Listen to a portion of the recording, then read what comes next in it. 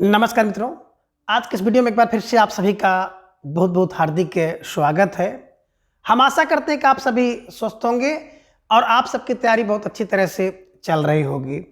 मित्रों, आज हम मॉडल टेस्ट पेपर भाग 9 के अंतर्गत कुल 90 सामान्य स्तर के प्रश्न को विस्तृत रूप से व्याख्यात्मक तरीके से और ट्रिक की सहायता से हल करने का प्रयास करेंगे। तो जैसा कि स्क्रीन पर आप देख पा रहे हैं, मॉडल टेस्ट पेपर भाग 9। अब मॉडल टेस्ट पेपर भाग 9 का जो पहला प्रश्न है कि गारसा दत्तासी ने सर्वप्रथम हिंदी साहित्य का इतिहास किस भाषा में लिखा है? विकल्प ए अंग्रेजी भाषा में, विकल्प बी रूसी भाषा में, विकल्प सी फ्रेंच भाषा में और विकल्प डी है जर्मन भाषा में। तो देखें, एकदम बिल्कुल पहला प्रश्न है। जब हिंदी साहित्य इतिहास पढ़ेंगे आपको तो पहले सबसे पहला जो तथ्य आपको निकल के आएगा हिंदी साहित्य इतिहास लेखन परंपरा में, तो पहला यही आएगा, ठीक है ना। क्योंकि गारसा दत्तासी महोदय ने हिंदी साहित्य का पहला इतिहास लिखा है, ठीक है ना। चूंकि ये फ्रांसीसी थे तो इन्होंने जो हिंदी साहित्य इतिहास लिखा वो फ्रेंच भाषा में लिखा, इसे दिमाग में रख लीजिएगा। और उसका शीर्षक था द इस्तवार ला लिटरेचर इंदोई हिंदुस्तानी, ठीक है ना। जैसे इनके नाम में है गारसा दत्तासी, वैसे इनके इतिहास में भी दाला है। तो उसी से हम लोग ट्रिक बनाए हैं। और जब हम लोग आदिकाल को पढ़ रहे थे तो हमने आपको ट्रिक इसकी बताया है।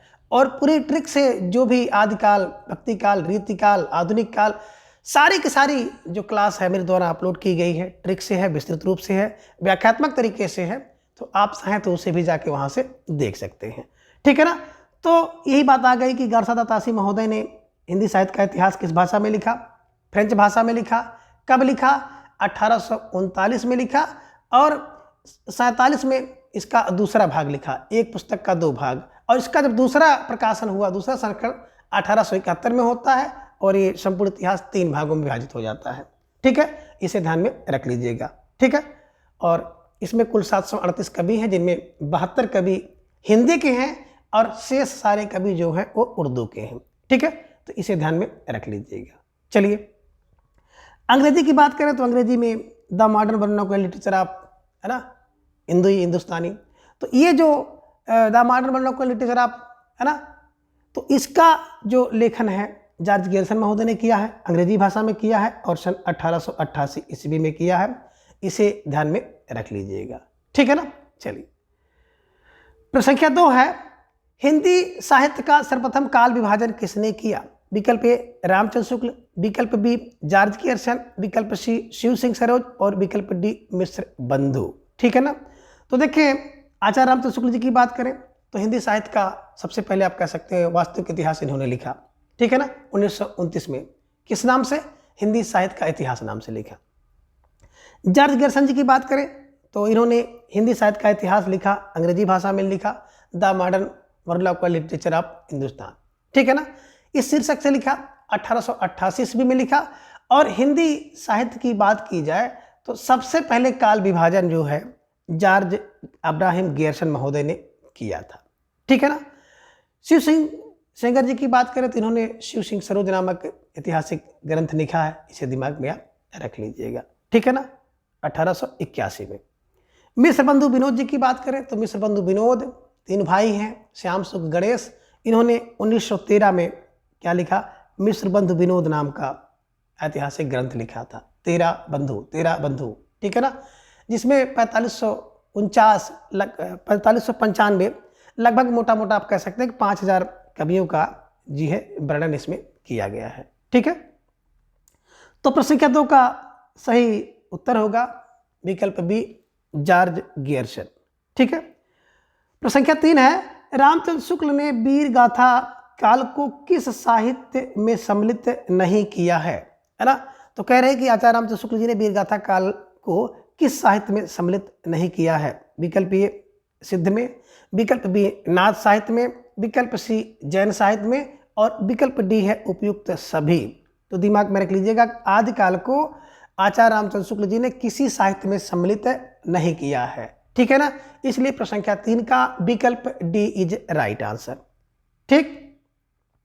प्रश्न संख्या 4 है कि गोरखनाथ किस संप्रदाय के प्रवर्तक हैं? विकल्प ए नाथ संप्रदाय, विकल्प बी सिद्ध संप्रदाय, विकल्प सी चारवाक संप्रदाय और विकल्प डी है शैव संप्रदाय।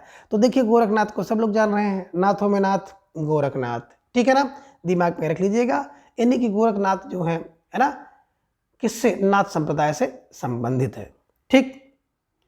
प्रश्न संख्या 5, खुमाण रासों के रचनाकार कौन है? विकल्प ए चंद्रप्रदायी, विकल्प बी नरपतनाल, विकल्प सी दलपत विजय और विकल्प डी है जगनिक।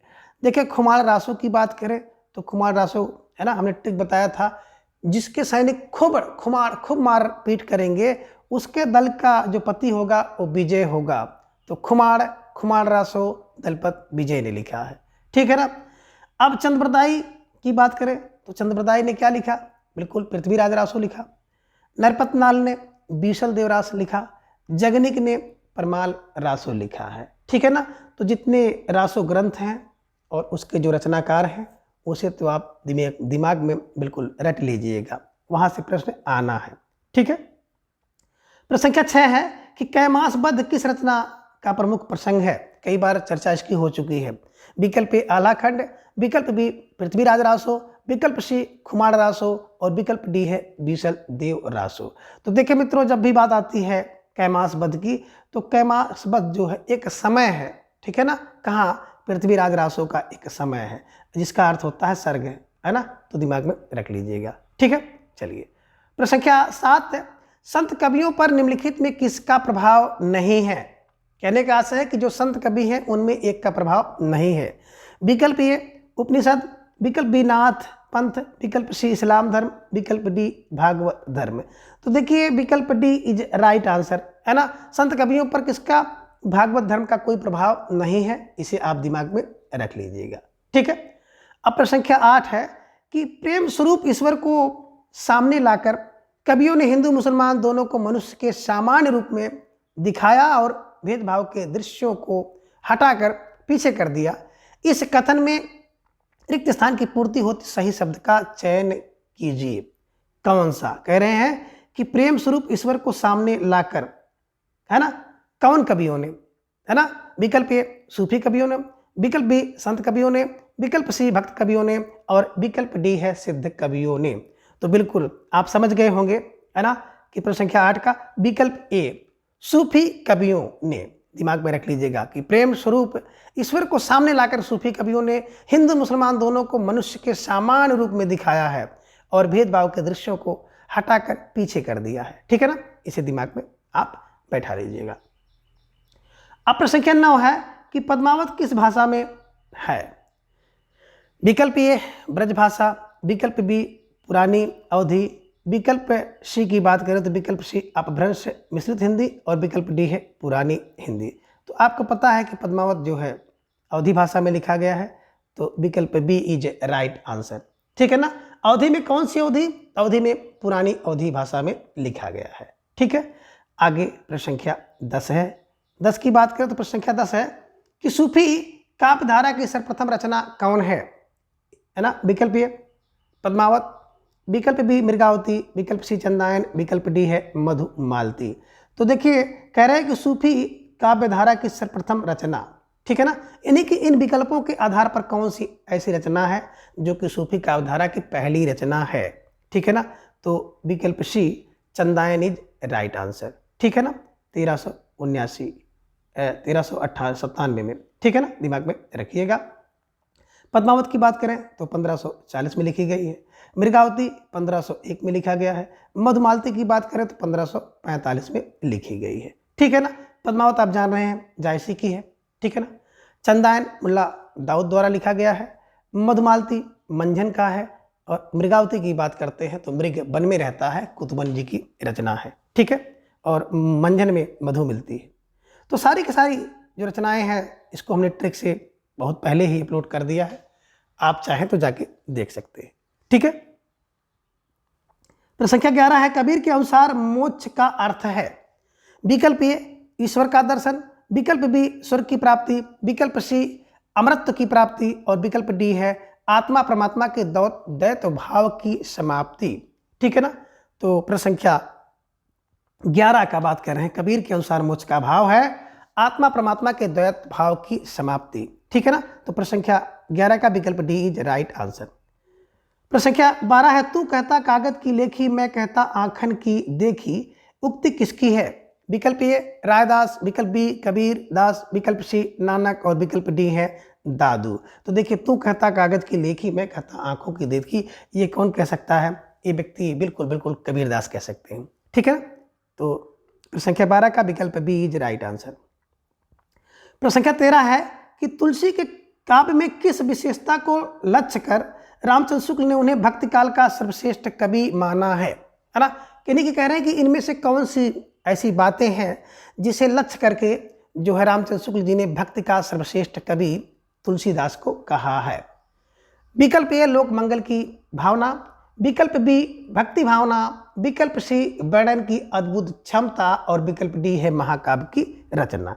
तो देखिए, आपको अच्छी तरह से पता है कि तुलसीदास जी का लोक मंगल की भावना जो है, लोक कल्याण की भावना, ठीक है ना, दिमाग में रख लीजिएगा।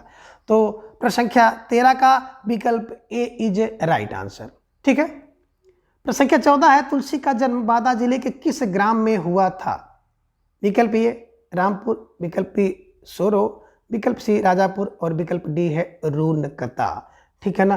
तो तुलसीदास जी का जन्म बांदा जिले के राजापुर नामक गांव में बताया जाता है, इसे आप दिमाग में रख लीजिएगा। माता हुलसी, पिता आत्माराम, बचपन का नाम राम बोला, ये सब सारी चीजें आप जान रहे हैं। ठीक है। प्रश्न संख्या 15 है कि पुष्ट मार्गी भक्ति में पुष्टि का अर्थ है। विकल्प ए भक्ति में पारंगत होना, विकल्प बी भगवत कृपा, विकल्प सी समर्पण की पुष्टि होना और विकल्प डी है शरीर का हृष्ट पुष्ट होना। ठीक है ना। तो प्रश्न संख्या 15 को आप सही से समझ गए हैं कि पुष्टि का मतलब होता है भगवत कृपा, भगवत की कृपा मिल जाए वही पुष्टि है। ठीक है ना। तो ध्यान में रख लीजिएगा। ठीक है। प्रश्न संख्या 16 है कि रीत काव्य की मुख्य विशेषता है। विकल्प ए रीत निरूपण, विकल्प बी श्रृंगारिकता, विकल्प डी है, विकल्प सी है भक्ति वर्णन और विकल्प डी है नीति वर्णन। तो 16 की बात कर रहे हैं और रीत की बात करेंगे तो रीत और नीति दिमाग में रख लीजिएगा। तो रीत काव्य की मुख्य विशेषता है नीति वर्णन, नीति का वर्णन करना। ठीक है। प्रश्न संख्या 17 है कि रामचंद्र शुक्ल के अनुसार रीत काल का समय है। विकल्प ए 1700 से लेकर 1900 सम्मत, विकल्प बी 1750 से 1900 विक्रम सम्मत, विकल्प सी 1700 से 1950 और विकल्प डी है 1750 से 1950। तो देखिए मित्रों, जब भी आप काल विभाजन पढ़े होंगे तो आपको पता होगा कि रीत काल 1700 से 1900 और 1900 से लेकर 1984 आधुनिक काल है। 1050 से शुरू होता है आदिकाल और 1375 तक जाता है और 1375 से लेकर के 1700 तक का यानी विक्रम संवत का जो समय है वो भक्ति काल में है और 17 से 19 की बात करें तो रीत काल के अंतर्गत समय आता है। इसलिए प्रश्न संख्या 17 का विकल्प ए इज राइट आंसर। ठीक है। प्रश्न संख्या 18 है कि रीत काल के किस कवि को प्रत्येक दोहे की रचना पर राजा एक असरफी इनाम देता था? ठीक है ना। विकल्प ए केशवदास, विकल्प बी बिहारी, विकल्प सी पद्माकर और विकल्प डी है घनानंद। तो दिमाग में रख लीजिएगा, बिहारी दोहा लिखते थे और इनके हर एक दोहे पर एक एक असरफी इनको इनाम मिलती थी। ठीक है ना, जय सिंह द्वारा। तो दिमाग में रख लीजिएगा। और इस प्रकार से इन्होंने कितना दोहा लिखा है ना, 719 और जगन्नाथ रत्नाकर जी 713 मानते हैं। तो जो भी हो 719 713 इसे दिमाग में आप रख लीजिएगा। रचना है बिहारी सतसई। कौन? बिहारी सतसई। और इनके बारे में आप जान ही रहे हैं कि गागर में सागर भरने वाले। कहा गया है सतसैया के दोहरे जो नावक के तीर, देखन में छोटे लगे घाव करे गंभीर। ठीक है ना। प्रश्न संख्या 19 है, रीत काल में आचार्य कवि किन्हें कहा गया है? विकल्प ए काव्य शिक्षा हेतु लक्षण ग्रंथों की रचना करने वाले कवि, विकल्प बी काव्य कवि, काव्य रीत से मुक्त कवि, विकल्प सी आचार्य की उपाधि प्राप्त कवि और विकल्प डी है इनमें से कोई नहीं। तो इसे दिमाग में रख लीजिएगा कि जो रीत काल के अंतर्गत आचार्य कवि कहे जाते हैं ये काव्य शिक्षा हेतु लक्षण ग्रंथों की रचना करने वाले कवि हैं, है ना। इन्हीं कि जिन्होंने लक्षण ग्रंथ लिखा है वही आचार्य कवि हैं। इसे दिमाग में आप रख लीजिएगा। ये कई बार परीक्षा में पूछा गया है और एक ऐसा तथ्य है जिसे हमें आपको जानना भी चाहिए। ठीक है। प्रश्न संख्या 20 है कि केशवदासी किस रचना के आधार पर इन्हें कठिन काव्य का प्रेत कहा जाता है। इसे दिमाग में रख लीजिएगा। शुक्ल जी ने कहा है कठिन काव्य का प्रेत, तो किसे कहा है? केशव को कहा है। किस रचना के आधार पर कहा है? तो विकल्प ए कवि प्रिया के आधार पर, विकल्प बी रसिक प्रिया के आधार पर, विकल्प सी रामचंद्रिका के आधार पर और विकल्प डी इनमें से किसी नहीं। तो यहाँ पे बात अगर की जाए तो रामचंद्रिका के आधार पर केशवदास जी को कठिन काव्य का प्रेत कहा जाता है। ठीक है ना, क्योंकि इसकी भाषा बड़ी कठिन इन्होंने लिखी है। प्रश्न संख्या 21 है, इनके दोहे क्या है? रस की छोटी छोटी पिचकारी है, यह कथन किस कवि के संदर्भ में है ना? कह रहे हैं कि इनके जो दोहे क्या हैं, रस की छोटी छोटी पिचकारियां हैं, ये कथन किस कवि के, किसी कवि के लिए कहा गया है? तो विकल्प ए कबीर, विकल्प बी की बात करें तो विकल्प बी आप देख पा रहे हैं रहीम, विकल्प सी रसखान और विकल्प डी बिहारी। तो दिमाग में रखिएगा विकल्प D Bihari is right answer. ठीक है। प्रश्न संख्या 22 है, रीतकालीन काव्य की वह कौन सी विशेषता है जो भारतेंदु की कविता में है?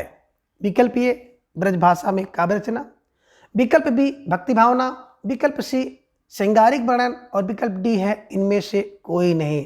तो कह रहे हैं रीतकाल की कोई एक ऐसी विशेषता है जो भारतेंदु युग में भी है। ठीक है ना, तो दिमाग में रख लीजिएगा श्रृंगारिक वर्णन। श्रृंगारिक वर्णन जो है भारतेंदु युग में भी है और रीतकाल में भी है। ठीक है। चलिए प्रश्न संख्या 23, नवयुग का अग्रदूत निम्नलिखित में से किसे कहा गया है? प्रश्न संख्या 23 है ना कि नवयुग का अग्रदूत किसे कहा गया है? विकल्प ए भारतेंदु जी को, विकल्प बी महावीर प्रसाद द्विवेदी जी को, विकल्प सी जयशंकर प्रसाद को और विकल्प डी है निराला। तो दिमाग में रख लीजिएगा कि नवयुग का अग्रदूत भारतेंदु हरिश्चंद्र जी को कहा गया है। ठीक।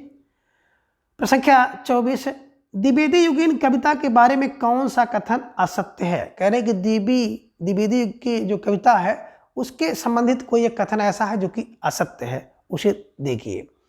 विकल्प ये बता रहे हैं कि खड़ी बोली हिंदी काव्य भाषा के रूप में प्रतिष्ठित, विकल्प बी प्रबंध काव्य रचनाओं का अभाव था, विकल्प सी प्रकृति सौंदर्य के स्वतंत्र चित्रण का अभाव और विकल्प डी है काव्य विषयों में विविधता थी।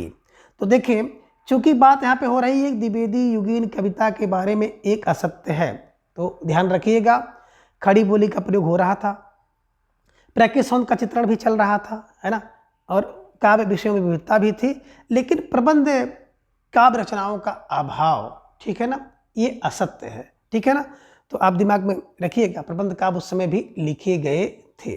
ठीक है। प्रश्न संख्या 25 है, क्या थे, क्या हो गए हैं और क्या होंगे अभी, आओ विचारे आज मिलकर ये समस्याएं सभी। पंक्ति किसकी है? विकल्प ए भारतेंदु हरिश्चंद्र जी की है, विकल्प बी दिनकर जी की है, विकल्प सी प्रसाद जी की है और विकल्प डी मैथिली शरण गुप्त जी की है। तो बिल्कुल आप सही समझ रहे हैं, ये पंक्ति किसकी है? मैथिली शरण गुप्त जी की है। क्या थे, क्या हो गए, क्या होंगे अभी, आओ विचार करें। कौन? मैं और तुम। मैं बार मैथिली शरण गुप्त। ठीक है, तो विकल्प डी इज राइट आंसर। प्रश्न संख्या 26 है, द्विवेदी युग की वह कौन सी काव्य प्रवृत्ति है जिसके विरोध स्वरूप छायावाद का जन्म हुआ? अब कह रहे हैं कि द्विवेदी युग की एक कौन सी काव्य प्रवृत्ति है जिसके विरोध में, जिसके विपरीत, जिसके परिणाम स्वरूप छायावाद का जन्म हुआ है? विकल्प ए इतिवृत्तात्मकता, विकल्प बी है छंदों की प्रचुरता और विकल्प सी की बात करें तो सी है सीमित विषय, सीमित काव्य विषय और विकल्प डी है अतिशय काल्पनिकता। तो देखिए, अगर हम लोग बात करें मोटी मोटी तो बी सी डी ये तो सब सही है, लेकिन जो है सही मामले में इतिवृत्तात्मकता के कारण जो है ना, किसकी द्विवेदी युग में इतनी ज़्यादा इतिवृत्तात्मकता हो गई थी कि जिसके परिणाम स्वरूप छायावाद का जन्म हुआ है। इसे आप दिमाग में रख लीजिएगा। ठीक है। अब आगे है प्रश्न संख्या 27 की बात अगर हम लोग करें तो निम्नलिखित में कौन सी विशेषता छायावाद काव्य की है? छायावाद काव्य की विशेषता इसमें से है। विकल्प ए वेदना की अभिव्यक्ति, विकल्प बी प्रेम का उदात्त चित्रण, विकल्प सी आत्मा अभिव्यक्ति, आत्म अभिव्यक्ति। तो उपयुक्त सभी, विकल्प डी में देखेंगे ना तो छायावाद में सब आपको मिलेगा। वेदना निराशा की व्यक्ति मिलेगी, प्रेम का उदात्त चित्रण मिलेगा, आत्म अभिव्यक्ति मिलेगी, यानी कि विकल्प डी है ना। प्रश्न संख्या 27 का विकल्प डी इज राइट आंसर। प्रश्न संख्या 28 है, जो घनीभूत पीड़ा थी मस्तक में स्मृति सी छाई, दुर्दिन में आंसू बनकर वह आज बरसने आई, पंक्ति किसकी है? विकल्प ए निराला, विकल्प बी जयशंकर प्रसाद, विकल्प सी महादेव वर्मा और विकल्प डी है सुमित्रा नंदन पंत। तो प्रश्न संख्या 28 को आप ध्यान से देखिए, है ना।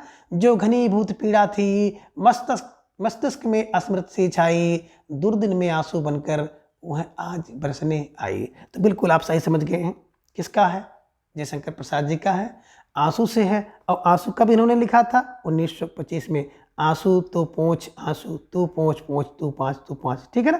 तो ये सब चीज़ें आप दिमाग में रख लीजिएगा और ट्रिक से किसी भी टॉपिक को, किसी भी है ना चीज़ को याद करने के लिए आप चैनल पर जाकर देख सकते हैं, ठीक है। प्रश्न संख्या 29 है कि प्रयोगवाद का आरंभ किस तार सप्तक से माना जाता है? विकल्प ए प्रथम, विकल्प बी द्वितीय, विकल्प सी तृतीय और विकल्प डी है इनमें से कोई नहीं। तो देखिए प्रयोगवाद का आरंभ होगा तो हर व्यक्ति जान रहा है कि प्रथम से होगा, ठीक है ना। इसी दिमाग में आप रख लीजिएगा, ठीक है। प्रश्न संख्या 30 है, ब्राह्मण पत्रिका प्रताप नारायण मिश्र कहाँ से निकालते थे? तो एक प्रश्न तो आपको यही पे मिल गया कि ब्राह्मण पत्रिका के संपादक कौन है? प्रताप नारायण मिश्र। अब दिमाग में रखिएगा प्रताप नारायण मिश्र, मिश्र है तो ब्राह्मण है ना। प्रताप नारायण मिश्र क्या है? ब्राह्मण है, यानी कि ब्राह्मण पत्रिका इन्होंने लिखी थी। कहाँ से लिखी थी? विकल्प इलाहाबाद से, विकल्प बी कानपुर से, विकल्प सी कलकत्ता से और विकल्प डी है बनारस से। तो देखिएगा दिमाग में रखिएगा कि प्रताप ब्राह्मण कानपुर से चलते थे, कानपुर से निकलते थे फार कानपुर से छपती थी। दिमाग में रख लीजिएगा, कानपुरिया ब्राह्मण है, ठीक है, दिमाग में रख लीजिएगा। प्रश्न संख्या 31 है, निम्नलिखित में कौन सी विशेषता भारतेंदु के निबंध में नहीं है? विकल्प ए मुहावरेदार अनगढ़ भाषा, मुहावरेदार अनगढ़ भाषा, विकल्प बी लेखक के व्यक्तित्व की छाप, विकल्प सी गंभीर विचार परक लेखन और विकल्प डी है हास्य व्यंग्यात्मक शैली, ठीक है ना। तो प्रश्न संख्या 31 को आप ध्यान से देखिएगा और आप सही चीज पहुंचेंगे कि गंभीर विचार परक लेखन किसमें? भारतेंदु के निबंध में नहीं थे। क्या? गंभीर विचार परक लेखन। तो प्रश्न संख्या 31 का विकल्प सी इज राइट आंसर। प्रश्न संख्या 32 है, निम्नलिखित में किसने मनोविश्लेषण प्रधान उपन्यास लिखे हैं? विकल्प ए मुंशी प्रेमचंद, विकल्प बी यशपाल, विकल्प सी बिंद्रावन लाल वर्मा और विकल्प डी है जैनेन्द्र जी। तो दिमाग में रख लीजिएगा जैनेन्द्र जी ने क्या किया था? मनोविश्लेषण प्रधान जो है उपन्यास लिखा है, ठीक है ना। इसे दिमाग में आप रख लीजिएगा। प्रश्न संख्या 33 है कि पहला राजा नाटक किसका है? या आप कह सकते हैं पहला राजा नाटक किसने लिखा है? विकल्प ए जयशंकर प्रसाद, विकल्प बी गोविंद दास, विकल्प सी जगदीश चंद्र माथुर और विकल्प डी है लक्ष्मी नारायण लाल। लक्ष्मी नारायण लाल जी की बात करें तो मादा कैक्टस लाल होती है ना। दर्पण दूसरा दीवाना अब्दुल्ला लाल होता है, मादा कैक्टस लाल होती है ना। यक्ष का प्रश्न लाल होता है। तो ये सब लाल लाल द्वारा लिखे गए हैं, ठीक है ना। लेकिन पहला राजा, शारदिया, दशरथ नंदन, कोणार्क, ये सब अगर देखे जाएं तो जगदीश चंद्र माथुर द्वारा लिखे गए नाटक हैं, ठीक है। इसे दिमाग में रख लीजिएगा। प्रश्न संख्या 34 है कि हिंदी का प्रथम एकांकी किसे माना जाता है? हिंदी का प्रथम एकांकी विकल्प ए नील देवी। कब लिखा गया? 1881 में। हमने बताया था नील देवी एक सी होती है, ठीक है ना। बादल की मृत्यु दिमाग में रखिएगा 1930 में लिखी गई है। कारवां भुवनेश्वर जी का लिखा गया है एकांकी। एक घूंट की बात करें तो यही एक घूंट है, ठीक है ना, हिंदी की प्रथम एकांकी है और इसके लेखक हैं डॉक्टर राम कुमार वर्मा जी, ठीक है ना। 1930 में लिखा गया है। प्रश्न संख्या 35 है, कलम का सिपाही जीवनी के लेखक, ठीक है। तो ध्यान से पढ़िएगा, जीवनी के लेखक पूछ रहे हैं, किसकी जीवनी है ये नहीं पूछ रहे हैं, ठीक है ना। तो प्रश्न संख्या 35 है, कलम के सिपाही जीवनी के लेखक। विकल्प ए प्रेमचंद, विकल्प बी अमृत राय, विकल्प सी विष्णु प्रभाकर, विकल्प डी है यश पाल। तो दिमाग में रख लीजिएगा। इसके लेखक की बात करें तो बिल्कुल अमृत राय जी हैं। किसकी जीवनी है? मुंशी प्रेमचंद की जीवनी है, इसे भी ध्यान में रख लीजिएगा। और अमृत राय जी मुंशी प्रेमचंद जी के पुत्र थे। ठीक है।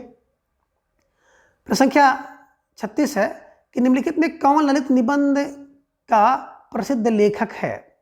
विकल्प ए रामचंद्र शुक्ल, विकल्प बी बालकृष्ण भट्ट, विकल्प सी विद्यानिवास मिश्र और विकल्प डी है डॉक्टर रामविलास शर्मा। तो दिमाग में रख लीजिएगा, अगर जहाँ पे ललित निबंध की बात आ जाए तो कौन है?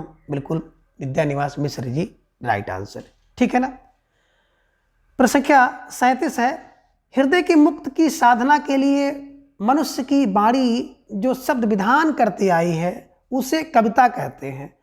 कथन किसका है? विकल्प ए रामचंद्र शुक्ल, विकल्प बी गुलाब राय, विकल्प सी जयशंकर प्रसाद और विकल्प डी है श्याम सुंदर दास। तो दिमाग में रख लीजिएगा, जो हृदय की मुक्ति और साधना की बात अगर आ जाएगी तो बिल्कुल विकल्प ये है ना, रामचंद्र शुक्ल जी ने ये बात कही है। ठीक ना। हृदय की मुक्ति की साधना के लिए मनुष्य की है ना वाणी जो शब्द विधान करती है कविता कहते हैं। कवि और कविता इनके द्वारा लिखा गया निबंध भी है। ठीक है ना। प्रश्न संख्या 38 है, अलंकार संप्रदाय के प्रवर्तक कौन है? विकल्प ए दंडी, विकल्प बी मम्मट, विकल्प सी भरत मुनि और विकल्प डी है भामा। तो देखिए अलंकार की बात करते हैं, अलंकार संप्रदाय, तो अलंकार कौन करेगा? भामा मामा अलंकार खूब करते हैं। ठीक है, दिमाग में रखिएगा। 6 अलंकार करते हैं। ठीक है ना। 6 माने 6वीं शताब्दी में इनका जन्म हुआ है। और काव्य अलंकार इनका जो ग्रंथ है इसे ध्यान में रख लीजिएगा। प्रश्न संख्या 39 है, निम्नलिखित में कौन सी विशेषता महाकाव्य के लिए अनिवार्य नहीं है? कह रहे हैं कोई एक ऐसी विशेषता है जो महाकाव्य के लिए अनिवार्य नहीं है। विकल्प ए सर्गबद्धता, तो बिल्कुल होना चाहिए। विकल्प बी मनोरंजक शैली, विकल्प सी महान चरित्र और विकल्प डी है उद्देश्य सिद्धि। तो देखिए, तो सर्गबद्धता होनी चाहिए है ना, महान चरित्र होना चाहिए, उद्देश्य सिद्ध होना चाहिए, लेकिन मनोरंजक शैली का प्रयोग है ना कोई जरूरी नहीं है। इसलिए प्रश्न संख्या 39 का विकल्प बी इज राइट आंसर। ठीक है। प्रश्न संख्या 40 है, रस का निम्नलिखित में कौन सा अर्थ है? नंबर 1 विकल्प ए वस्तु का स्वाद, विकल्प बी व्यंजन की मिठास, विकल्प सी है साहित्य की अनुभूति, आत्मा आनंदानुभूति, आनंद है ना, तो साहित्य की आनंदानुभूति और विकल्प डी है इनमें से कोई नहीं। तो देखिए रस का मतलब ही होता है आनंद। ठीक है ना, यानी कि साहित्य की आनंद, साहित्य का आनंद, तो साहित्य की जो आनंद अनुभूति है उसी को रस कहते हैं। इसे दिमाग में आप रख लीजिएगा। प्रश्न संख्या 41 है कि तरन तनुजा तरतमाल तरुवर बहुछाए पंक्ति में कौन सा अनुप्रास अलंकार है? देखिए अनुप्रास की बात करें, अनु माने होता है वर्ण की, प्रास माने वृत्ति। जो कोई वर्ण वृत्ति हो माने बार बार आवे, एक वर्ण या एक से अधिक वर्ण 2 या 2 से अधिक बार आ जाए तो वहाँ पे अनुप्रास अलंकार होता है। ठीक है ना। अब अनुप्रास के भी आपने देखे हैं कुल 5 भेद होते हैं। ठीक है ना। तो इसमें कह रहे हैं कि विकल्प ए वृत्तानुप्रास, विकल्प बी छेकानुप्रास, विकल्प सी लाटानुप्रास और विकल्प डी है इनमें से कोई नहीं। तो ए वृत्तानुप्रास। ठीक है ना। ता जब कोई एक वर्ण क्रम से 2 से अधिक बार आ जाए तो वहाँ पर वृत्तानुप्रास होता है, यानी एक वर्ण की वृत्ति हो। ठीक है, कई बार हो। और छेका का मतलब होता है कोई एक वर्ण हो अथवा अनेक वर्ण हो लेकिन उसकी वृत्ति क्रम से एक ही बार हो, है ना, एक वर्ण या 2 वर्ण जो भी हो क्रम से एक बार आवा, तो वहाँ पर छेका अनुप्रास। और छेका अनुप्रास जो है ज़्यादातर विद्वानों को बहुत प्रिय है। लाटा अनुप्रास का मतलब लाट माने होता है समूह, जब कोई पंक्ति समूह में आ जाए तो लाटा अनुप्रास होता है, मतलब वही पंक्ति बार बार आ जाए। ठीक है ना, तो वहाँ पे लाटा अनुप्रास होता है और केवल अन्य द्वारा उसका अर्थ भिन्न होता है। ठीक है। तो प्रश्न संख्या 41 का विकल्प ए इज राइट आंसर। प्रश्न संख्या 42 है, जहां कारण के बिना अथवा कारण के विपरीत कार्य हो वहां पर कौन सा अलंकार होता है? कह रहे कारण के बिना कार्य हो जाए तो विकल्प ए विरोधाभास, विकल्प बी भ्रांतिमान, विकल्प सी विभावना और विकल्प डी है वक्रोक्ति अलंकार। देखिए विरोधाभास में क्या होता है, इसमें विरोध का आभास होता है, ठीक है ना। ज्यों ज्यों बूढ़े श्याम रमते होते उज्जवल हो, जितना जितना श्याम में डूब रहे हैं उतने उज्जवल हो रहे हैं, तो विरोध का आभास विरोधाभास। भ्रांति माने होता है, भ्रांतिमान में होता है भ्रम से एक वस्तु में दूसरी वस्तु मान लेना और उसके अनुरूप काम करना, ठीक है ना, इसे कहते हैं भ्रांतिमान अलंकार। जैसे पपुआ मम्मी के सिर पर कल देख देख दुई चोटी, दुई सर्प चढ़े हैं मम्मी, भग छोड़ चला सब रोटी। तो मम्मी के ऊपर जो चोटी है, चोटी को सांप मानकर, सांप मान करके उसके अनुरूप भाग जाता है रोटी रोटी छोड़ के, ठीक है ना, इसे दिमाग में रख लीजिएगा। और वक्रोक्ति माने, वक्र माने होता है उल्टा, उक्ति माने कथा। किसी व्यक्ति को क्या करते हैं, है ना, बिल्कुल निमित्त बना करके, साधन बना करके उसको टेढ़े कथन द्वारा, उक्ति द्वारा कहा जाए। को हो तुम घनश्याम हम, है ना, को हो तुम बताते हैं घनश्याम हम, तो कहती हैं कि तो बरसों कित जाए, है ना। घनश्याम कहने का आशय उनका है ना श्री कृष्ण से, और घनश्याम का अर्थ क्या लेती हैं, बादल से लेती हैं। तो ये वक्रोक्ति का है ना। विभावना की बात करें, विभावना बिना हेतु कार्य उत्पत्ति, बिना हेतु के ही कार्य हो जाए तो विभावना अलंकार होता है। और इसी से मिलता जुलता एक विशेषोक्ति होता है, विशेषोक्ति, ठीक है ना, जहाँ पे कारण हो लेकिन कार्य ना हो, ठीक है ना। तो बिन पग चले सुने बिन काना, कर्म बिन कर्म करे विधिनाना, विभावना अलंकार। और जल बिच मीन रहे प्यासी, मोह सुन सुन आवे हासी। जल भी है और जल के बीच में मछली प्यास से मर रही है, तड़प रही है, तो वहाँ पे विशेषोक्ति अलंकार है। तो इस सबको ध्यान से आप दिमाग पे बैठाइएगा, ठीक है ना। तो यहाँ पे आपका दिमाग बिल्कुल सही सही जगह पे पहुँचना चाहिए।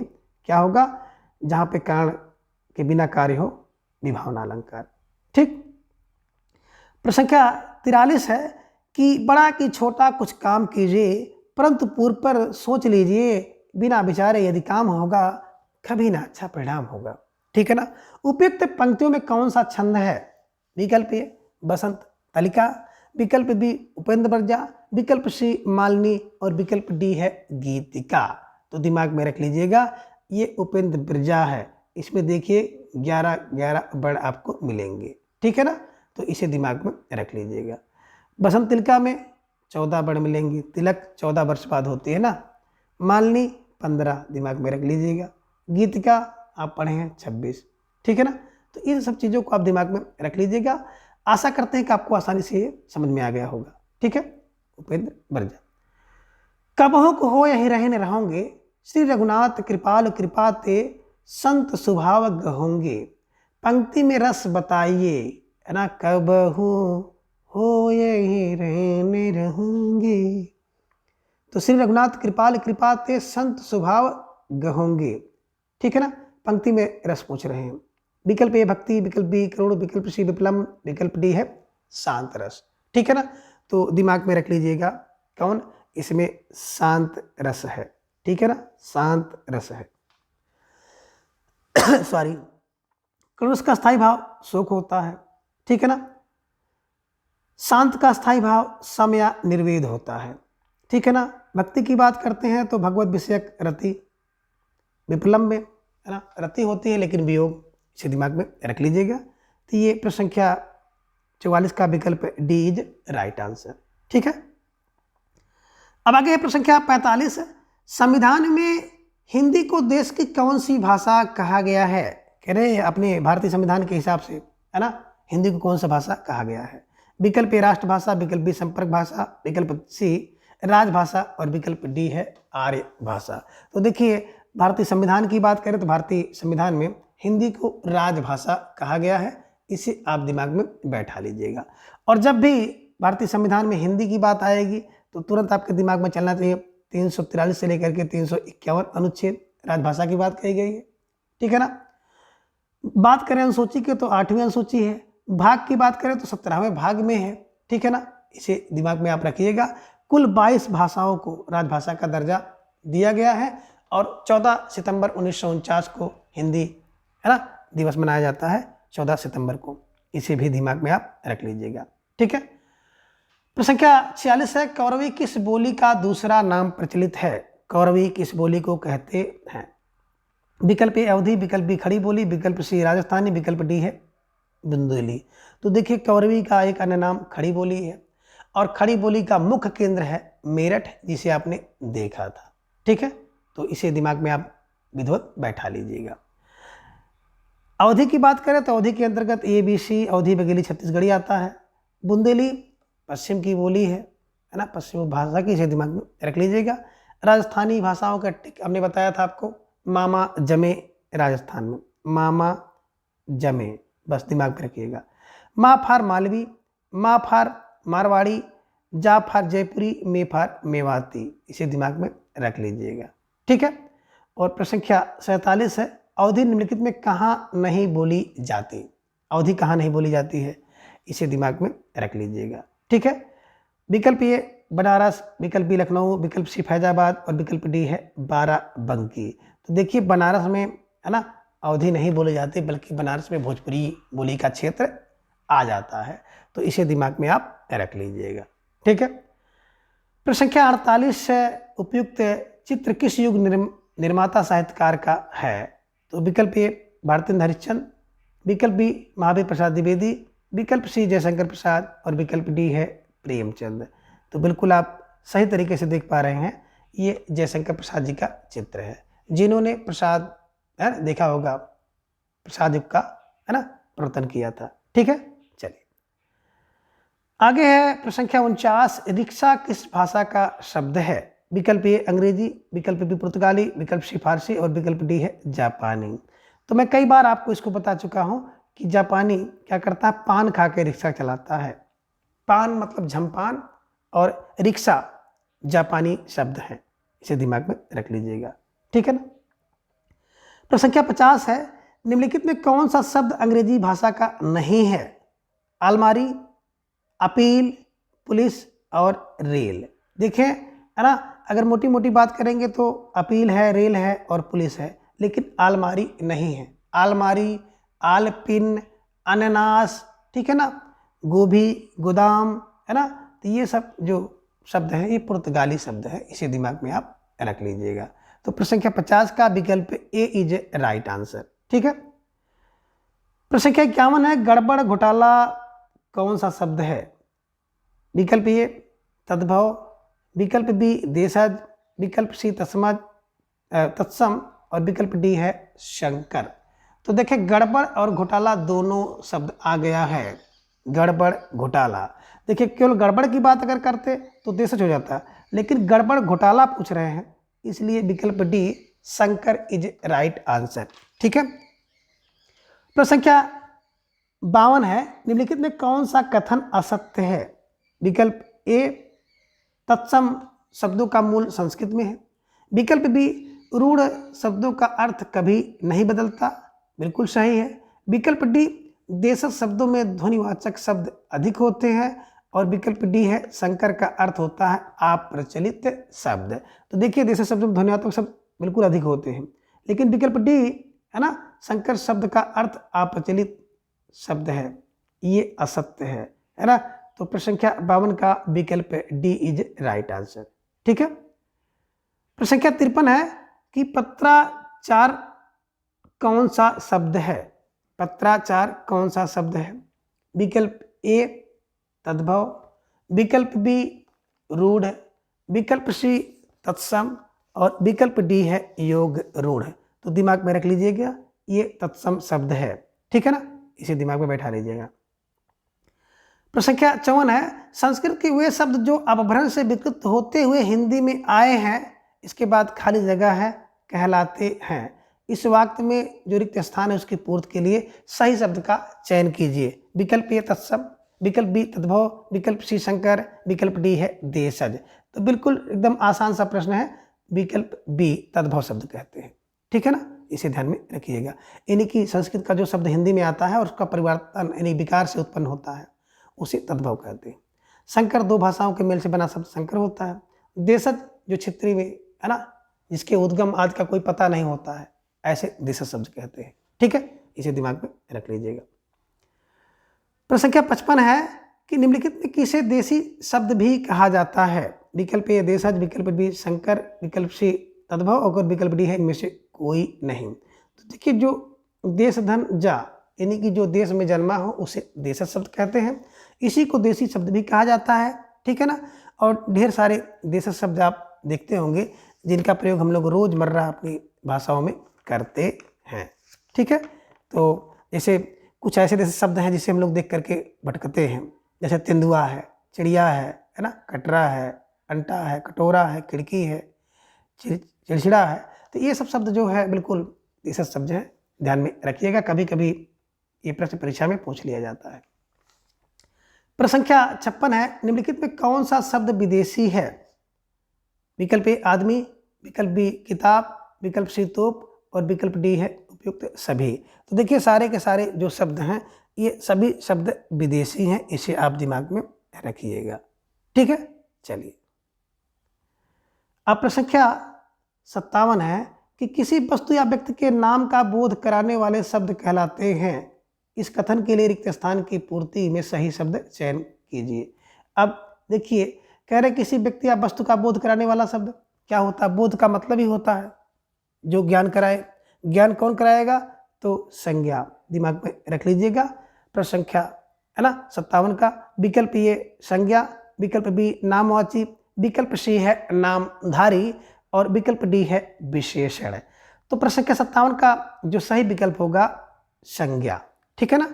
किसी स्थान भाव वस्तु व्यक्ति के नाम को संज्ञा कहते हैं, ठीक है। प्रश्न संख्या 58 है, विशेषण है किस शब्द की विशेषता बतलाते हैं? विशेषण, ठीक है ना। विकल्प ए संज्ञा, विकल्प बी सर्वनाम, विकल्प सी संज्ञा और सर्वनाम दोनों, विकल्प डी है कारक की। तो देखिए विशेषण का मतलब होता है कि जो संज्ञा या सर्वनाम की वे शब्द जो संज्ञा या सर्वनाम की विशेषता बतलाए उसे क्या कहते हैं? विशेषण कहते हैं। तो विकल्प सी इज राइट आंसर, ठीक है ना। विशेषण शब्द संज्ञा और सर्वनाम दोनों की विशेषता बतलाते हैं। निम्नलिखित में किस वाक्य में क्रिया विशेषण का प्रयोग अशुद्ध है? संख्या 59 कह रहे हैं कि इसमें से एक वाक्य है जिसमें क्रिया विशेषण का अशुद्ध प्रयोग हुआ है। विकल्प ए आप मेरी मदद करेंगे ना, विकल्प बी मानसिक दास्ता सदा काल से चली आ रही है, विकल्प सी है वह ना सोता है ना खाता है और विकल्प डी है इनमें से कोई नहीं। तो कह रहे हैं क्रिया विशेषण का अशुद्ध प्रयोग होता है। तो यहाँ पे देखिए मानसिक दास्ता सदा काल से चली आ रही है, यहाँ पर अशुद्ध है, सदा काल, ठीक है ना, ये यही अशुद्धि है, ठीक है ना। तो प्रश्न संख्या 59 का विकल्प है बी इज राइट आंसर, ठीक है। प्रश्न संख्या 60 है, निम्नलिखित में कौन पुल्लिंग शब्द नहीं है? इसमें से एक शब्द ऐसा है जो पुल्लिंग नहीं है। विकल्प ए रत्न, विकल्प बी मोती, विकल्प सी नकल, विकल्प डी है बचपन। तो देखिए पन वाले जितने हैं पुल्लिंग होते हैं, मोती जितनी धातुएं हैं सब पुल्लिंग होते हैं, रत्न भी पुल्लिंग होते हैं, लेकिन नकल शब्द स्त्रीलिंग होता है, इसे ध्यान में रख लीजिएगा, ठीक है ना। तो प्रश्न संख्या 60 का विकल्प सी इज राइट आंसर। प्रश्न संख्या 61 है कि पुल्लिंग और स्त्रीलिंग में कौन विषम संयोजन है? यानी कुछ ऐसे शब्द दिए गए हैं जिनमें इसका पुल्लिंग और स्त्रीलिंग क्या है? सही नहीं है। विकल्प ए प्राचार्य का प्राचार्या, विकल्प बी मोर का मोरनी, विकल्प सी है सेवक का सेविका और विकल्प डी है श्यामा का गौरी। तो देखिए जो श्याम का गौरी नहीं, ध्यान में रखिएगा, श्यामा नहीं बल्कि श्याम है, श्याम का गौरी, ये श्याम का गौरी नहीं बल्कि श्याम का श्यामा होगा, इसे ध्यान में रखिएगा, ठीक है। चलिए प्रश्न संख्या 62 है, निम्नलिखित में किस शब्द का बहुवचन नहीं होता है? विकल्प ए प्रत्येक, विकल्प बी स्त्री, विकल्प सी पाठक और विकल्प डी है इनमें से है ना कोई नहीं। तो देखिए आप जानते हैं है ना कि प्रत्येक सदैव एक वचन में होता है, इसका बहुवचन नहीं होता है। तो प्रश्न संख्या 62 का विकल्प ए इज राइट आंसर। प्रश्न संख्या 63 है, कारक विभक्ति में कौन विषम है? एक कारक है, कारक की विभक्ति, व्यक्ति माने होता है चिन्ह, और इसी चिन्ह को हम लोग है ना प्रसर्ग कहते हैं, ठीक है ना। तो किसका जो विभक्ति यानी कि चिन्ह गलत है? कर्ता कारक, विकल्प ए कर्ता कारक चिन्ह ने, बिल्कुल सही है। विकल्प बी आपादान कारक चिन्ह है को के लिए, तो ये गलत है।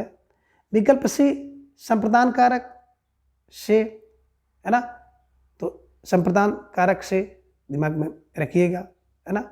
और विकल्प डी है कर्म कारक का चिन्ह को है, इसे ध्यान में रख लीजिएगा।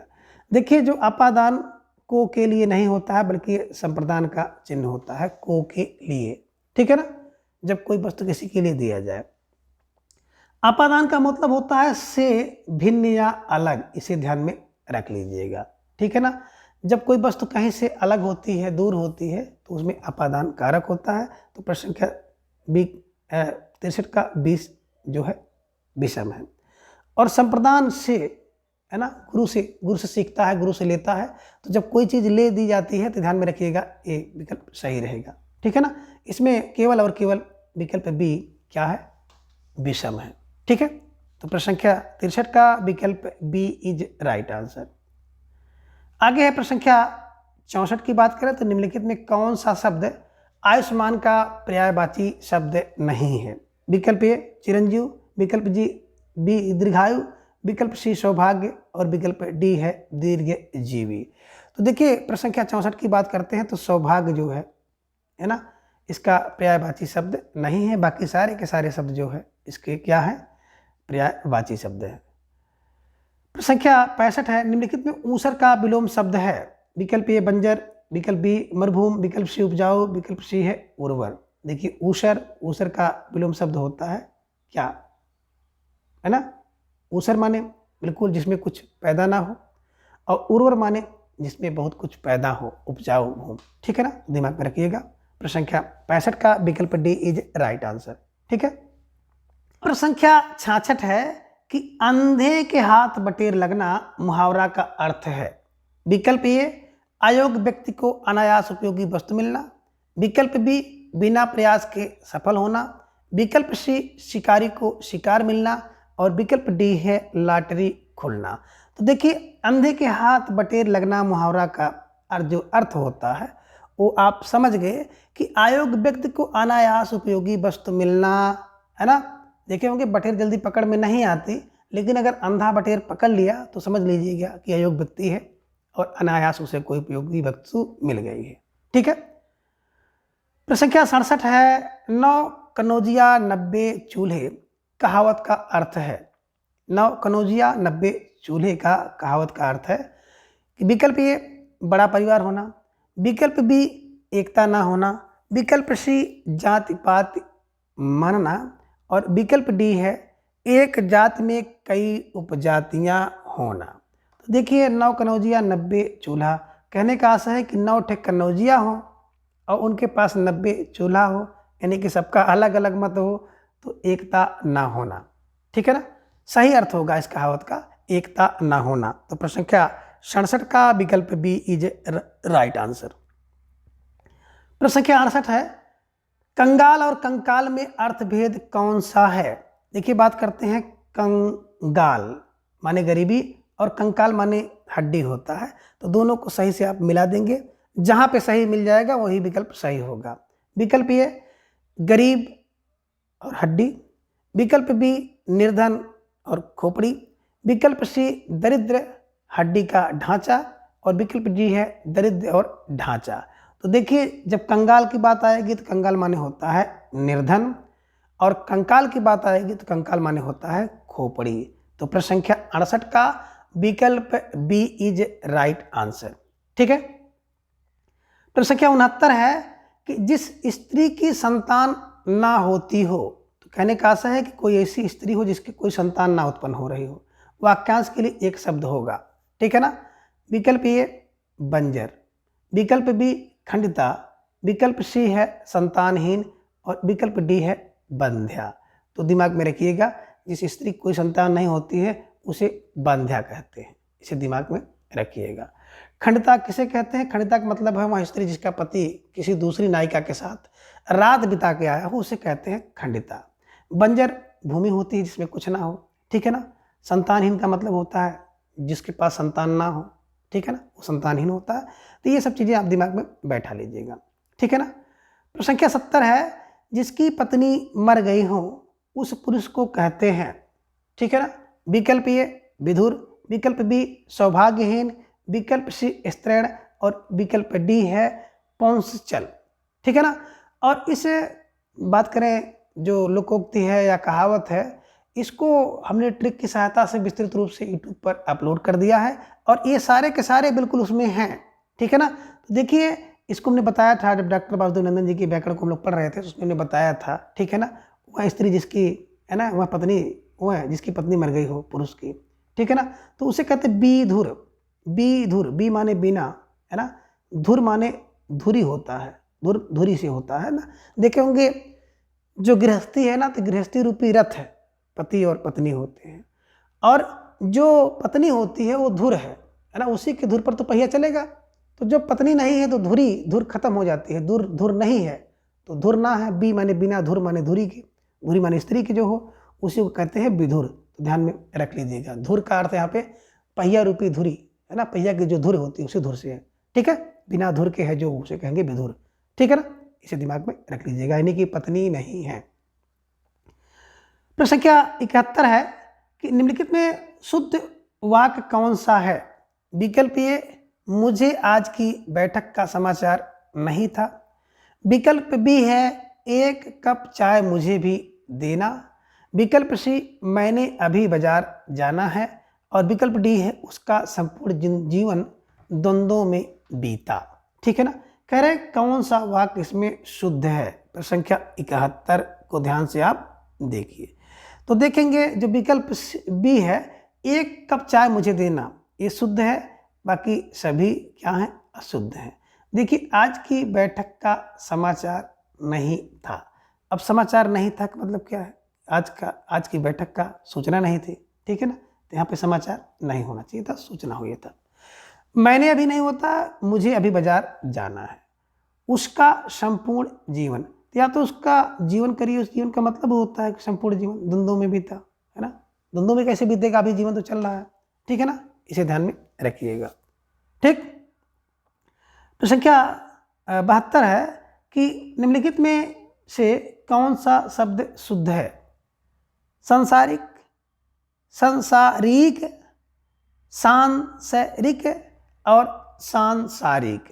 देखिए जब किसी शब्द में एक प्रत्यय लगता है तो जो पहला स्वर होता है वो उसमें जो है आ की मात्रा लग जाती है। शब्द है संसार, ठीक है ना, शब्द है संसार, और संसार में जब एक प्रत्यय लगाएंगे तो ये जो आ है पहला, है ना, पहले वर्ण के आ का दीर्घ हो जाता है और शब्द बन जाएगा सांसारिक, ठीक है ना।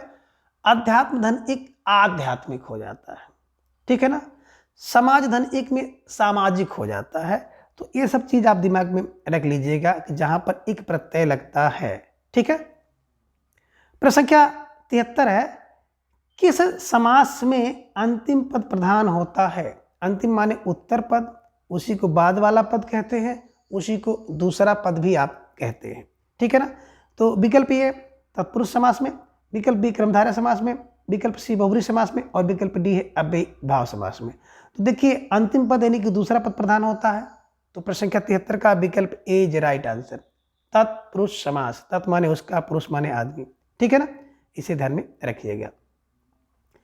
प्रश्न संख्या 74 है, निम्नलिखित में द्वंद्व समास का कौन सा शब्द है ना। कह रहे हैं कि इसमें से कौन सा ऐसा शब्द है जो इसमें द्वंद्व समास है।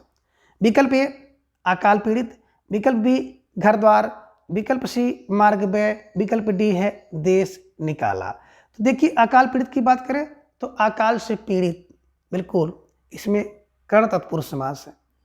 घर द्वार की बात करें विकल्प दो, घर और द्वार, घर और द्वार यानी कि द्वंद्व समास है। विकल्प सी मार्ग व्यय माने मार्ग के लिए व्यय, विकल्प डी देश निकाला, देश से निकाला हुआ, ठीक है ना। तो आपने देखा कि इसमें तत्पुरुष तत्पुरुष तत्पुरुष, लेकिन विकल्प बी घर द्वार की बात करें तो घर और द्वार, है ना, द्वंद्व समास है। तो विकल्प बी इज राइट आंसर, ठीक है ना। प्रश्न संख्या 75 है, तुम्हें जो करना हो कर लो, वाक्य में कौन से विराम चिन्ह लगेंगे, ठीक है ना। विकल्प ए अल्प विराम, विकल्प बी पूर्ण विराम, विकल्प सी है उपयुक्त दोनों, और विकल्प डी है इनमें से कोई नहीं। तो देखिए तुम्हें जो करना है कर लो, इसमें दोनों लगेगा, अल्प विराम भी लगेगा और पूर्ण विराम भी लगेगा, क्योंकि एक वाक्य पूरा हो जा रहा है, ठीक है। प्रश्न संख्या 76 है कि निम्नलिखित में अशुद्ध शब्द का कौन है। विकल्प ए छत्री, विकल्प बी वाजपेयी, विकल्प सी द्वारका, विकल्प सी है आकांक्षा। तो ध्यान में रखिएगा विकल्प डी इज राइट आंसर, ठीक है ना, आकांक्षा, आकांक्षा, ऐसे दिमाग में रखिएगा। ठीक है। प्रश्न संख्या 77 है, स्वागत का संधि विच्छेद है। विकल्प ए स्व धन आगत, स्वाधन आगत, सुधन आगत और सुधन वागत। ठीक है ना, तो दिमाग में रखिएगा, आप पढ़ते हैं सुधन आगत बराबर स्वागत। ठीक है ना, सुधन आगत बराबर स्वागत। ठीक है ना, या वारा एड़ संधि। ठीक है, इसे दिमाग में रख लीजिएगा। और सु माने होता है सुंदर तरीके से, आगत माने आगमन जिसका हो उसे कहते हैं स्वागत, जिसका आना शुभ हो। ठीक है, इसे दिमाग में रख लीजिएगा, जिसका आना सुंदर हो उसे हम लोग कहते हैं स्वागत। प्रश्न संख्या 78 है, निश्चय में कौन सी संधि है? विकल्प ए यण संधि, विकल्प बी विसर्ग संधि, विकल्प सी दीर्घ संधि और विकल्प डी है गुण संधि। तो इसे दिमाग में रखिएगा, निह धन क्या होता है, चय हो जाता है निश्चय। ठीक है ना, निश्चय, यानी कि विकल्प बी इज राइट आंसर। तो प्रश्न संख्या 78 का है ना बी विकल्प विसर्ग संधि इज राइट आंसर। ठीक है, इसे दिमाग में आप बैठा लीजिएगा। प्रश्न संख्या 79 है, नैषधीय चरितम किसकी रचना है? नैषधीय चरितम, विकल्प ए श्रीहर्ष, विकल्प बी बाणभट्ट, विकल्प सी माघ, विकल्प डी है कालिदास। तो देखिए नैषधीय चरितम की बात करें तो श्रीहर्ष जी की रचना है नैषधीय चरितम। माघ की शिशुपाल बधम रचना है। कालिदास की 7 रचनाएं आप जान रहे हैं, है ना, कि ज्ञान शकुंतलम, विक्रमो उर्वशी, ठीक है ना, और है ना मालविकाग्निमित्रम, इसके अलावा कुमार संभव और मेघदूत, ये सब दिमाग में आप रख लीजिएगा। और बाणभट्ट की बात करते हैं, ठीक है ना, तो बाणभट्ट की कादम्बरी अब दिमाग में रख लीजिएगा। ठीक है, यहाँ पे नैषधीय चरितम की बात होती है तो श्रीहर्ष जी की रचना है। प्रश्न संख्या 80 है, दूत वाक्य नाटक की कथा वस्तु क्या है? विकल्प ए मेघ द्वारा संदेश ले जाना, विकल्प बी श्री कृष्ण द्वारा दुर्योधन के पास संधि प्रस्ताव लेकर जाना, विकल्प सी है दुष्यंत शकुंतला का मिलन वर्णन और विकल्प डी है इनमें से कोई नहीं। तो देखिए मेघ द्वारा संदेश लेकर जाना, ये तो मेघदूत की कथा है, ठीक है ना, मेघदूत की कथा है।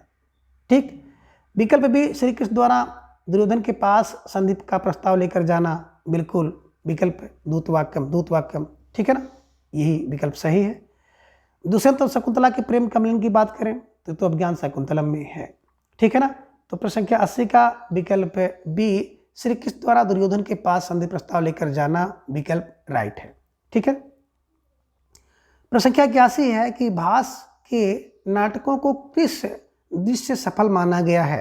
विकल्प ए अभिनय, विकल्प बी रस विधान, विकल्प सी पात्र योजना और विकल्प डी है संवाद रचना, ठीक है ना। कह रहे हैं कि भास जी के नाटक को किस दृश्य सफल माना गया है, तो दिमाग में रखिएगा संवाद रचना की दृश्य भास के जो नाटक हैं वो सारे के सारे नाटक सफल माने गए हैं, ठीक है।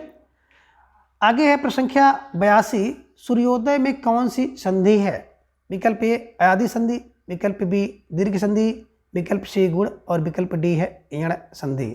तो देखिए जो सूर्योदय होता है, सूर्य धन उदय, यहाँ पे है ना, सूर्य धन उदय, आ और उ मिलकर के ओ हो जाते हैं, ठीक है ना, इसलिए क्या हो गया गुण संधि। तो प्रश्न संख्या 82 का विकल्प सी इज राइट आंसर, ठीक।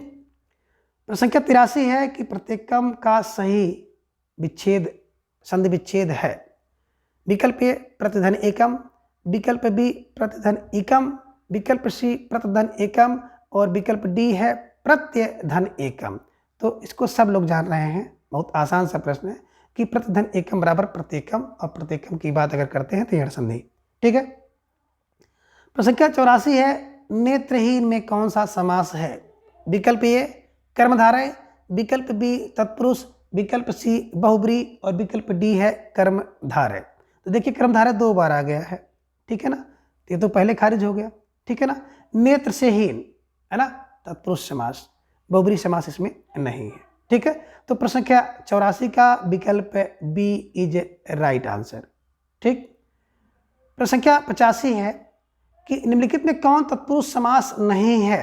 विकल्प ए सीतापति, विकल्प बी अश्वपतित, विकल्प सी कार्यकुशल, विकल्प डी है चंद्रशेखर। तो देखिए तत्पुरुष समास की बात कह रहे हैं, तत्पुरुष समास नहीं है, तो बिल्कुल सीता के पति, अश्व से पतित, कार्य में कुशल, विकल्प डी चंद्रशेखर। चंद्रशेखर, चंद है शिखर पर यश स हुआ है, अर्थात शिव जी, बहुब्रीहि समास है। ठीक है। प्रश्न संख्या 86 है, बालकेन शब्द किस विभक्ति और किस वचन का है? विकल्प ए द्वितीया एक वचन, विकल्प बी तृतीया द्विवचन, विकल्प सी तृतीया एक वचन और विकल्प डी है चतुर्थी एक वचन। तो सब लोग इसको जाते हैं बालकेन, रामेन, है ना, बिल्कुल तृतीया एक वचन। ठीक। प्रश्न संख्या 87 है, आत्मन यानी कि आत्मा शब्द का सप्तमी विभक्ति बहुवचन कौन सा रूप होगा? विकल्प ए आत्मस, विकल्प बी आत्मभ्य है, विकल्प सी आत्मनो, विकल्प डी है आत्मभि। ठीक है ना, तो दिमाग में रख लीजिएगा कि प्रश्न संख्या 87 का विकल्प ए आत्मस इज राइट आंसर। ठीक है ना। प्रश्न संख्या 88 है, पठाव धातु किस लकार का है? पठाव धातु रूप किस लकार का है? तो विकल्प ए आपका हो जाएगा लट लकार, विकल्प बी लोट लकार, विकल्प सी विधिलिंग और विकल्प डी है लिट लकार। पठामी, पठाव और पठाम, इसे ध्यान में रखिएगा। तो बिल्कुल आप सही समझ रहे हैं, ये लोट लकार का है। ठीक है ना, यानी कि आज्ञार्थक। ठीक है ना। लिट की बात करें तो भविष्यत काल का होता है, लट की बात करें तो वर्तमान काल होता है, विधिलिंग में चाहिए के अर्थ में प्रयोग होता है, इसे दिमाग में रख लीजिएगा। यानी कि संख्या 88 का विकल्प बी लोट लकार इज राइट आंसर। ठीक है। प्रश्न संख्या 89 है, लिट लकार यानी कि भविष्यत काल में मध्यम पुरुष द्विवचन में क्रिय धातु का निम्नलिखित में कौन सा रूप होगा? विकल्प ए करिष्यतः, करिष्यत, विकल्प बी कुरियतम, कुरियातम, विकल्प सी कुरुतम और विकल्प डी है करिष्यतः, करिष्यतः। ठीक है ना। तो देखिए जब क्रू धातु का प्रयोग करेंगे तो क्रिय धातु में कौन सा रूप जाएगा? विकल्प डी करिष्यतः, करिष्यतः। ठीक है, इसे दिमाग में रख लीजिएगा। तो प्रश्न संख्या 89 का विकल्प डी इज राइट आंसर। प्रश्न संख्या 90 है, पा धातु का अर्थ होता है। विकल्प ए पराजित होना, विकल्प बी प्राप्त करना, विकल्प सी पीना और विकल्प डी है इनमें से कोई नहीं। तो पा धातु आप लोग जान रहे हैं, पा धातु माने होता है पीना। तो इस प्रकार से इन सभी प्रश्नों की सहायता से आप अपनी तैयारी को बूस्ट कर सकते हैं। तो आज के इस वीडियो में बस इतना। अगली वीडियो में फिर हम इसी तरह से किसी एक नए मॉडल पेपर के साथ उपस्थित होंगे। तब तक के लिए धन्यवाद, नमस्कार, बाय।